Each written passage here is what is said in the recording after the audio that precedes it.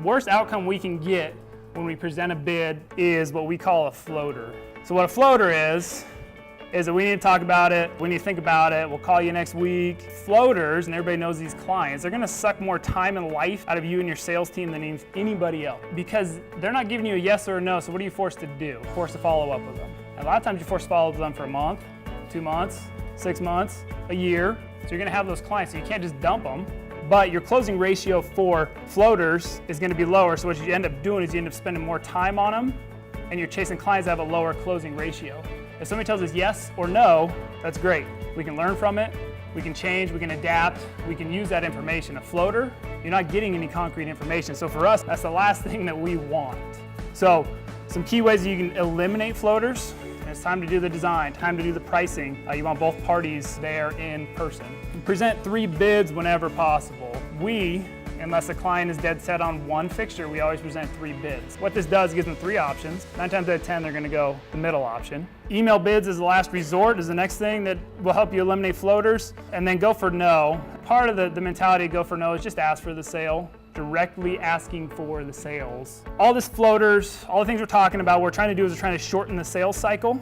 The shorter your sales cycle per client, 1, the more profits you're gonna make, simple way to increase profit, and 2, the more you're gonna be able to do more sales. So floaters is the first thing we wanna do. Second thing, spend as much time in front of your ideal client as possible. So how do you do this? One way we do this is gonna be referrals. I think one of the most valuable things you can do is develop relationships with landscape architects, builders, those kind of people. You're gonna get qualified buyers. 2, you're gonna have a personal recommendation from them. And then you're developing one relationship that equals, 5 jobs at a time, 10 jobs at a time. So if you get into a big architect firm and they all wanna use you, that could be potentially 100 jobs. That's probably the best way you can get in front of your target market is leveraging other professionals to get you in front of their client. The next thing, marketing.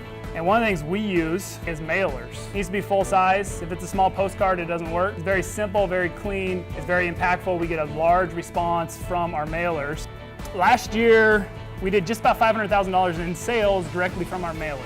The mailers cost us, by the time they're printed, mailed, everything, it costs about 50 cents. Every time we send out a mailer, it's $4.50 to our sales. Talking about keeping things short, last thing I want to go into is if you look at the mailers, we advertise a demo. Demos are tricky, kind of one of those, how do we use them? We're busy, we don't have time. I think what happens, a lot of companies, they get too busy and so they basically stop doing demos. The concept behind demos is, hey look, if you saw what I'm talking about, if you saw this design and loved it, would you move forward with the project? That's how you utilize demos. So what you got to do before a demo, you need to have a budget and you need to have a buyer who's actually interested. So you're asking them, hey, if we do this demo and you saw it, you liked it, would you buy this product? Demos need to be basically a closing tool. So now we talk about some general stuff that hopefully gives you somewhat of a base. You can get an actual sales system going. Hopefully it showed you some of the importance of, or why it's important to have an actual sales system, training, put it as just a higher priority as, marketing and training your installs, all that kind of stuff.